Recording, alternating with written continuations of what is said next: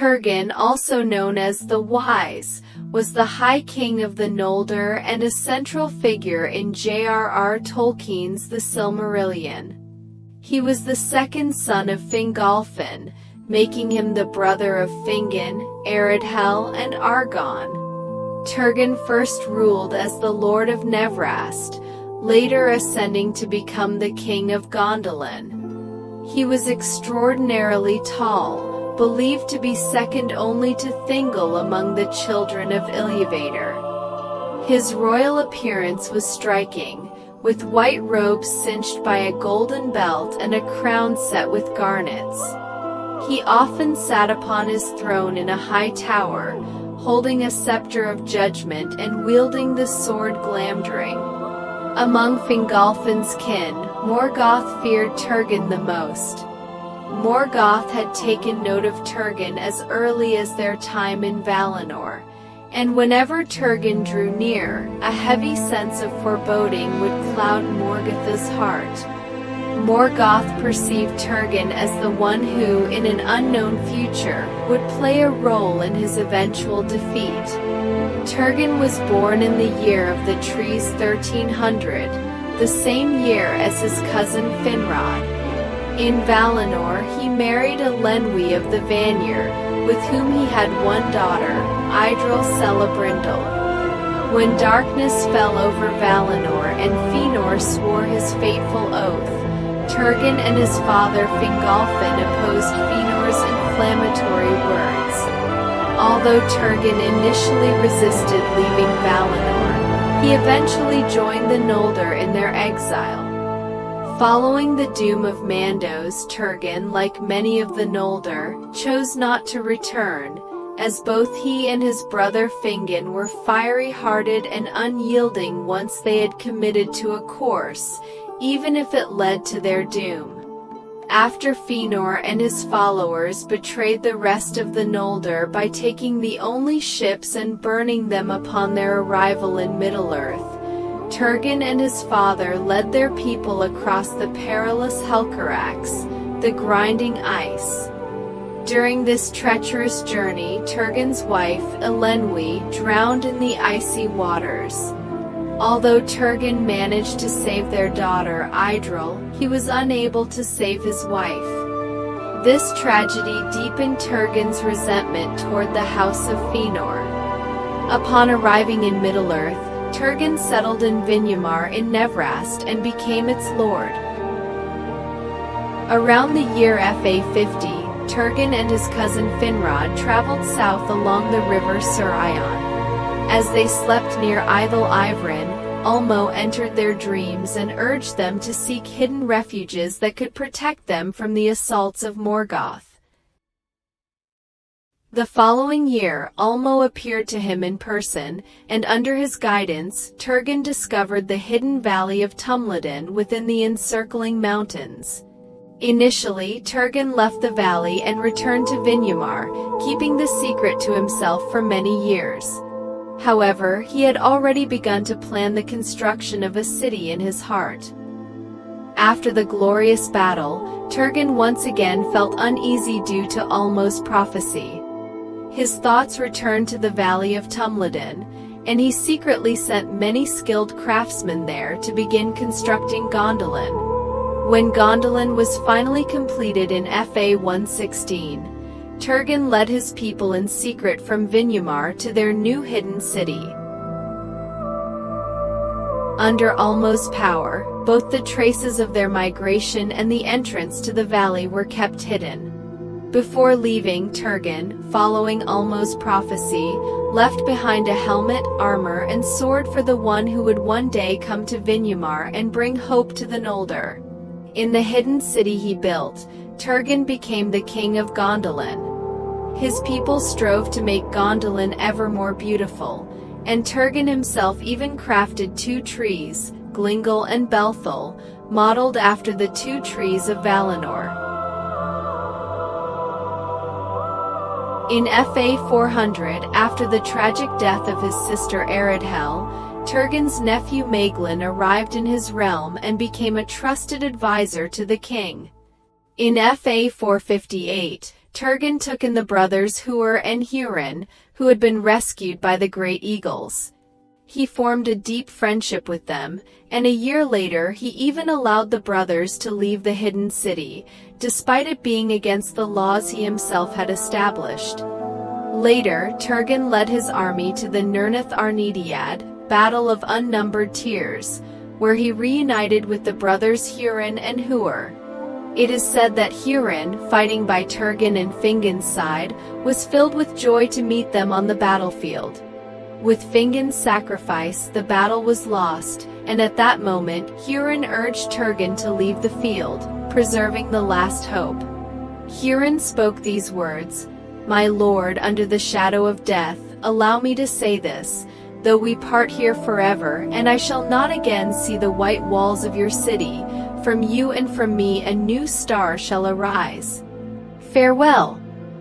Thanks to the warriors of the House of Hadar, who made a desperate stand at the Fun of Serek, Turgon and the Gondolin army were able to retreat back to the hidden city. However, Huor was killed and Hurin was captured. Despite the defeat in the Nirnath Arnediad, Turgon's unexpected involvement in the battle prevented the complete destruction of the Noldor and their allies' military strength. With the death of his brother Fingon, Turgon inherited the title of High King of the Noldor, becoming Morgoth's most feared enemy, for the Dark Lord had yet to discover the location of his hidden kingdom. During that time, Círdan and his people settled at the mouths of Silmarillion, and with his help, Turgon sent 7 ships westward to seek aid from the Vala. However, without exception, every ship was lost in shipwrecks. In FA 495, the only surviving sailor from the 7 ships, Voronoi, brought a man to the hidden kingdom, Tuor, the son of Huor.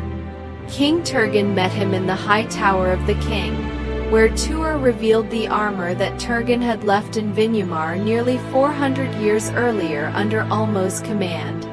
Tuor delivered Ulmo's warning. The doom of the Noldor was approaching, and the people of Gondolin would have to abandon their beautiful city and journey south to the mouths of Silmarillion. However, Turgon had by then grown increasingly prideful and could not bear to leave his beloved kingdom, so he rejected the counsel of the Vala.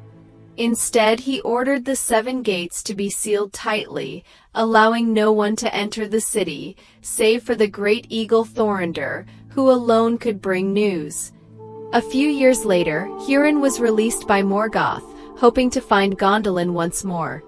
He journeyed to the foothills of the encircling mountains, and Thorondor informed Turgon of his arrival. However, out of suspicion and caution, Turgon did not come to Hurin's aid. By the time he regretted this decision, it was too late. Through Hurin's movements, Morgoth had discovered the general location of the hidden city. 7 years after arriving in Gondolin, Tuor married Idril. Turgon gave his blessing to their union, as he respected Tuor and had never forgotten the words Hurin spoke to him during the Nirnath Arnediad. In FA 510, Morgoth launched his attack on Gondolin, and the city's fall finally came to pass. In the Silmarillion, little is mentioned about the deeds of Gondolin's lords during the siege, but the fall of Gondolin recounts much more. The people of Gondolin and their lords fought desperately to defend the city and the king's tower until the entire city fell into enemy hands. When the tower collapsed with tremendous force, King Turgon perished heroically amidst the ruins. A group of exiles survived the fall of Gondolin and, under the leadership of Tuor and Idril, made their way to the mouths of Silmarillion. There, Iranian Gil-galad inherited Turgon's title as High King. As Hurin had foretold, Turgon's grandson, Eärendil the Bright, would eventually bring salvation to Middle-earth. Morgoth's fear of Turgon would ultimately be realized through Eärendil, fulfilling the prophecy and bringing about Morgoth's downfall. Turgon appears as early as in the Book of Lost Tales, one of the earliest stages of Tolkien's legendarium. In this version, he is described as the son of Finwë Nolim, the Lord of the Noldali, an early name for the Noldor. Before Turgon's birth, the seer Amnon prophesied the fall of Gondolin and Turgon's own doom. Turgon was born shortly after the Noldor's exile, near Lake Mithrim or at the mouths of Silmarillion. He later fought in the Nirnath Arnediad, where his father was surrounded and killed by the enemy, and the orcs removed Finwi Noli Meshart. Turgon managed to reclaim his father's body, and from that day onward, the Crimson Heart became his emblem. Enraged by his father's death, Turgon rushed madly from the battlefield, saving the women and children in the camp. He then ran south along the river Silmarillion, and with the help of the magical waters there, he found a secret area far beyond Melkos, Morgoth's early name influence. The Noldor built a city there, and Turgon became their king. Many years later, when Tuor arrived in the city, he found Turgon in the king's square. The king of Gondolin, dressed in a white robe with a golden belt and wearing a crown of garnets, stood at the top of the white stairs leading to the gates and spoke to him. Tuor was welcomed, as Ulmo had foretold his arrival, but the warning Tuor brought from Ulmo was not heeded. Turgon replied that he had already sent ships westward, yet none had ever returned. Nevertheless, knowing that Tuor was chosen by the Vala, Turgon honored him, inviting him to stay in Gondolin and even offering him residence in the royal palace. Years later, Turgon witnessed the marriage of Tuor and his daughter Idril. After Eärendil was born, all the people of Gondolin, including Turgon himself, rejoiced at his birth, everyone except for the king's nephew and trusted advisor Maeglin. A year later, spies of Melko appeared near the valley of Tumludin, and Turgon remembered Tuor's warning. In response, he tripled the number of sentries and ordered preparations for war. However, for a long time afterward there were no signs of an invasion, and Melko even withdrew his spies. As a result, the people of Gondolin regained their confidence, and the number of sentries was once again reduced. On the day of the Gates of Summer Festival, news arrived that Melko's army was approaching the city. Turgon quickly called a council, and most of the 12 houses of Gondolin gathered before him. Among them were the warriors of the House of the King, his personal guard, who bore their emblem, the sun, the moon, and a crimson heart. During the council, the majority of the lords of Gondolin supported Tuor's proposal, which was to evacuate the city in order to save its people. However, in the end, Turgon was persuaded by Maeglin and Salgant, who both urged the king to stay and defend the city. Their greed drove them to resist leaving behind the wealth and power that Gondolin represented. On that day, the fall of Gondolin finally came to pass. For most of the battle, Turgon remained in his high tower, observing the unfolding situation on the battlefield. The warriors of the House of the King were stationed in the king's square, ready to defend him at any moment. Throughout the siege, the king continually sent his warriors to reinforce various parts of the city that were in need of aid, until at last, the remnants of all the houses converged upon the square. After Ecthelion of the House of the Fountain killed Gothmog, Turgon made a grand appearance on the battlefield, assisting his warriors in clearing the enemies from the king's square. However, the Balrogs of Melko's army evaporated the fountain in the square, killing many elves. The king was saved by other warriors and retreated behind the two great trees, Glingel and Belthel. There, the king said, "How terrible is the fall of Gondolin!" And this was exactly what the prophet Amnon had foretold. Realizing that he had unwittingly brought destruction upon his own city, Turgon declared that he would no longer resist the doom that had befallen him. He ordered all survivors to follow Tuor and flee, while he cast his crown at the feet of Glingel. Galder picked up the crown, but Turgon refused to wear it again. After that, he walked alone to his high tower. There, he cried out, his voice like a horn echoing through the mountains. All those gathered beneath the two great trees and even the enemies occupying the mist-covered king's square heard his proclamation. How glorious shall be the victory of the Noldor!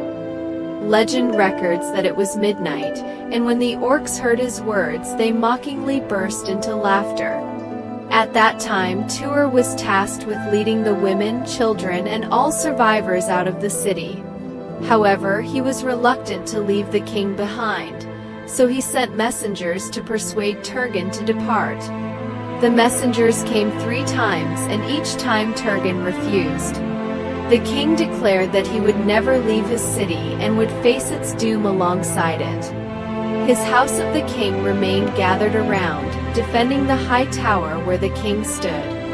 Later, Tuor and Idril witnessed the fall of the square from the vantage point of Galdur's house. The great dragon shattered the foundations of the tower, causing it to collapse into the raging flames. The fall of the tower was marked by a terrifying clamor, and the king of Gondolin, Turgon, met his end. Idril wept for her father, lamenting the sorrow that often arises from the blindness of the wise. Tuor responded, "The stubbornness of those we love is also sorrowful, but the king's mistake was a symbol of his courage."